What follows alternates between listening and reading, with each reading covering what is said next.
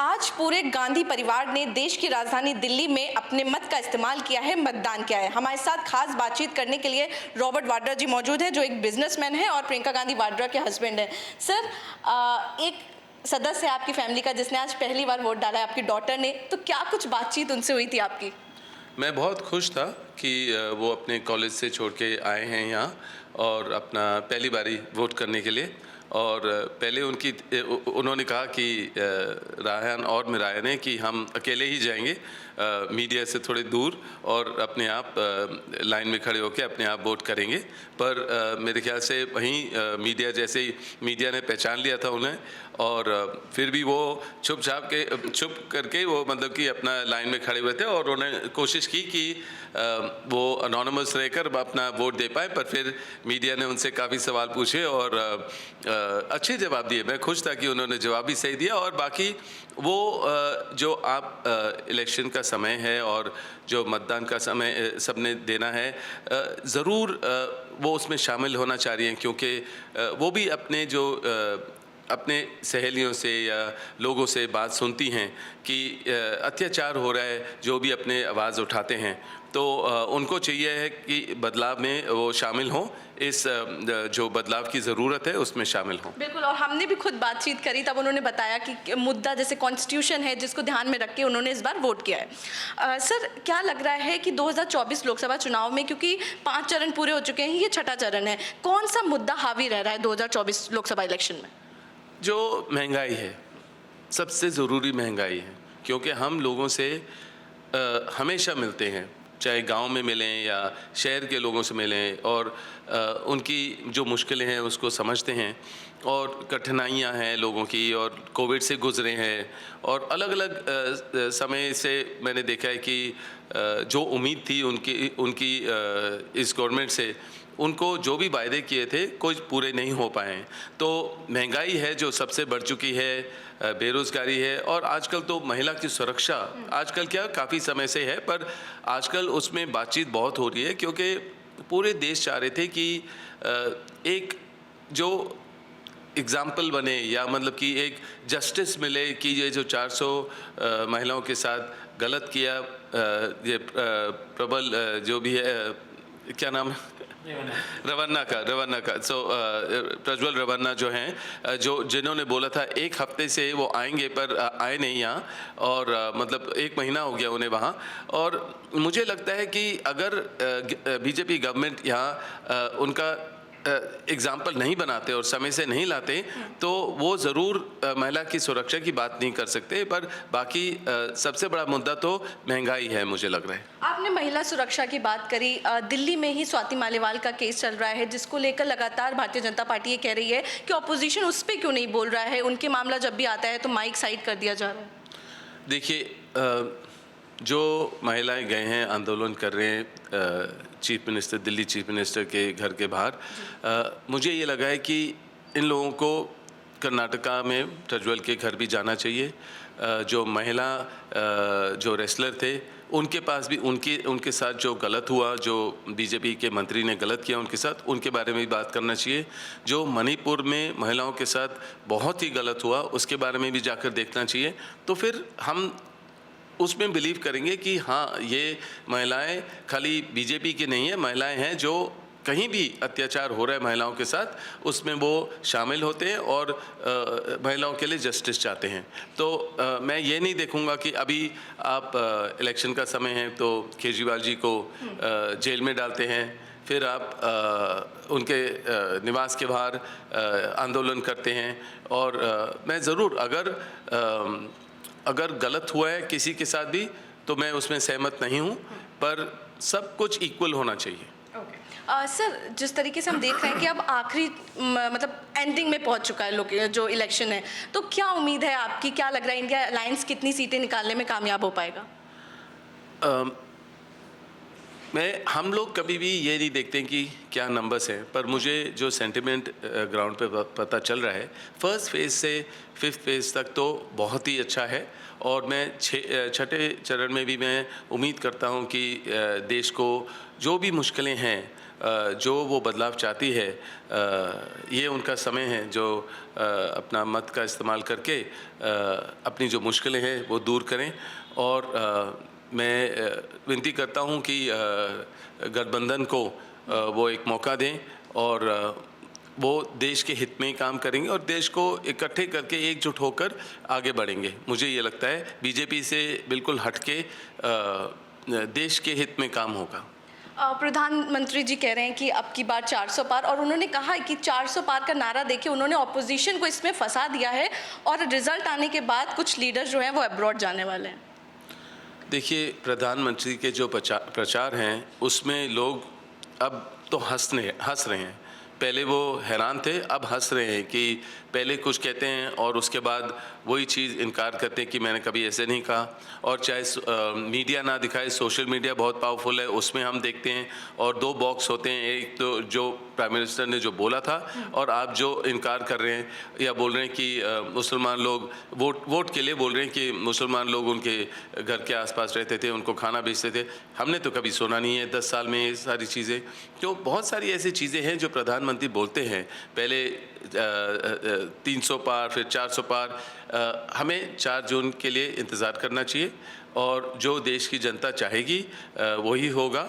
और पर मुझे लग रहा है कि देश की जनता बहुत नाराज़ होगी अगर कुछ भी गलत हुआ, क्योंकि जो भरोसा उठा है ईवीएम मशीन से या इलेक्शन कमीशन से भी उठा है, क्योंकि इलेक्शन कमीशन ने भी ढंग तरीके से इलेक्शन नहीं किया, सबको पता है।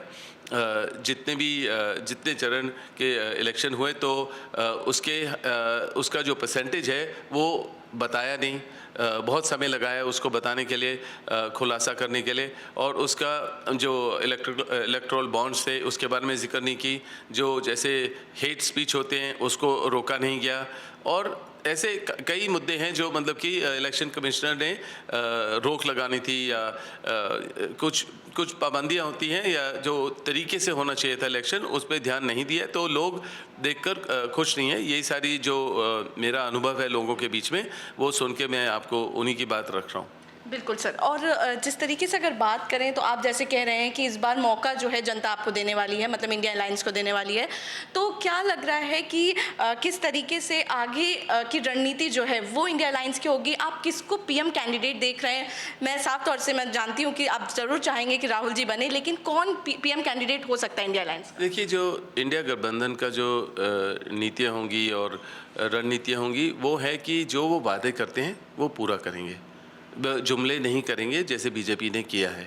और उनको 2 टर्म दिए गए हैं और वो वही कह रहे हैं कि एक 5 साल और दे दो तो आपको 5 बोरी अनाज के देंगे। और ये सब क्या इस स्थिति पे ले आए हैं सब लोगों को? और जो भी वादा कर रहे हैं बिल्कुल गलत है। कभी हिंदू मुस्लिम करेंगे, भेदभाव की राजनीति करेंगे और जो असल मुद्दे हैं उस पर जिक्र नहीं करेंगे। मुझे ये ज़रूर, अगर आप कहेंगे कि जनता इंडिया गठबंधन को मौका देती है, मैं जितने भी वहाँ नेता हैं मैं जानता तो हूँ सबको, पर जिस तरीके से मैं राहुल को जानता हूँ मैं उनको नहीं जानता हूँ। तो राहुल निडर हैं, पढ़े लिखे हैं, ज़्यादा पढ़े लिखे हैं, अपने दादी से सीखा, अपने पिताजी से सीखा और सोनिया जी से भी सीखा।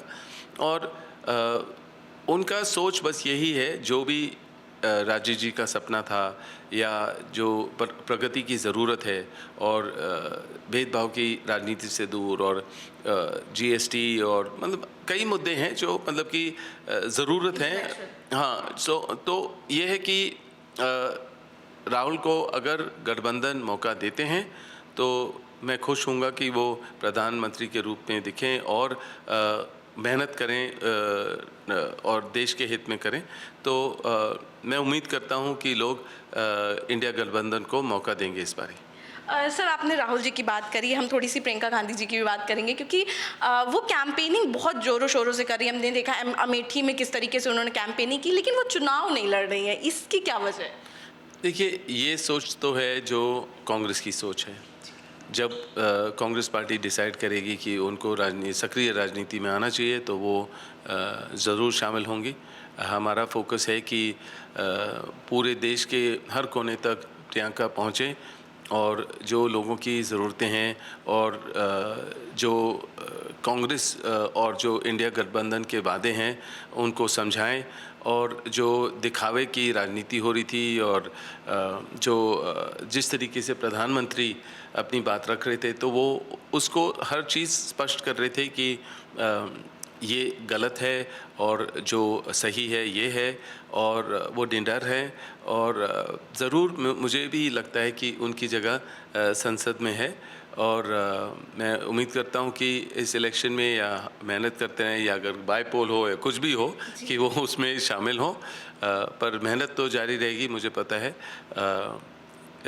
पर वो उनको राजनीति में होना चाहिए पार्लियामेंट में होना चाहिए। पार्लियामेंट में होना चाहिए, बिल्कुल। मेरा आखिरी सवाल ये रहेगा कि जैसे ही लोकसभा चुनाव आते हैं एक नाम जो निशाने पे भी होता है और जिसकी चर्चाएं भी बहुत होती है वो है रॉबर्ट वाड्रा कि रॉबर्ट वाड्रा जी इस बार चुनाव लड़ेंगे। अमेठी में तो हमें पोस्टर्स भी दिखने लगे थे कि स्मृति ईरानी के अगेंस्ट, लेकिन फिर क्या हुआ, अचानक आप चुनाव नहीं लड़े? क्या आगे की तैयारी चल रही है 29 की? देखिए क्या है कि ये जो ज़रूरत थी ये लोगों की ज़रूरत थी कि गांधी परिवार का कोई भी सदस्य अमेठी से लड़े पर 2019 में भी मेरा नाम उठा था और हर जगह से उठा था क्योंकि लोग देखते हैं मैं देश की सेवा करता हूँ, लोगों की सेवा करता हूँ, हर देश के हर कोने पर जाता हूँ और मैं समाज सेवी हूँ और धर्म के लिए भी मैं समझना चाह रहा हूँ कि इतने अलग धर्म हैं हमारे देश में, लोग इतने उसमें अपनी प्रार्थना रखते हैं और उसको गलत इस्तेमाल नहीं करना चाहिए और लोग देखते हैं कि मेरा नाम उछलता है पार्लियामेंट में, बेबुनियाद इल्ज़ाम उठते हैं। 10 साल से मेरा नाम मुझे लग रहा है कि बीजेपी ने मुझे राजनीति में खींचा है क्योंकि मुझे हमेशा एक राजनीतिक तौर तरीके ही अपनाने पड़े क्योंकि उन्होंने इसी तरीके से मेरे ऊपर आरोप लगाया या जो भी अगर मैं किसी से भी मिला तो उसमें उन्होंने ज़रूर देखा कि कुछ ना कुछ रीज़न होगा उससे मिलने का, चाहे मैं अडानी से मिलूँ या किसी से भी मिला हूँ।